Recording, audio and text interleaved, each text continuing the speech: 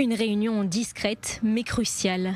Des représentants israéliens, américains et syriens devraient se rencontrer demain à l'initiative de Washington avec un objectif clair: éviter que le sud de la Syrie ne s'embrase. Ce sera la première rencontre entre les parties depuis la crise qui a éclaté la semaine dernière dans la ville de Soweïda, dans le sud de la Syrie, et les frappes israéliennes sur Damas qui ont suivi. Aucune information pour l'instant sur le lieu de cette rencontre. Elle devrait se concentrer sur les dispositifs de sécurité dans le sud de la Syrie, sur le renforcement de la coordination et de la communication. Actuellement, il y a un calme relatif, mais les problèmes essentiels ne seront pas résolus sans des accords globaux entre les États-Unis, Israël et le gouvernement syrien.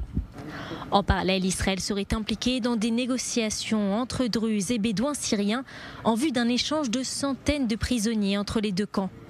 Selon le média Israël Hayom, un responsable israélien était en contact avec la communauté druze, tandis que des Américains menaient des négociations avec le régime syrien et la partie bédouine. Les récents événements de Soweïda renforcent la position sécuritaire israélienne. Elle doit maintenir son contrôle de la zone tampon en Syrie par crainte d'activités islamistes contre les communautés israéliennes. En effet, de même que les services de renseignement israéliens n'avaient pas été informés à l'avance d'une attaque contre les Druzes, il n'est absolument pas certain qu'Israël soit informé d'une possible attaque contre ces civils par des groupes islamistes.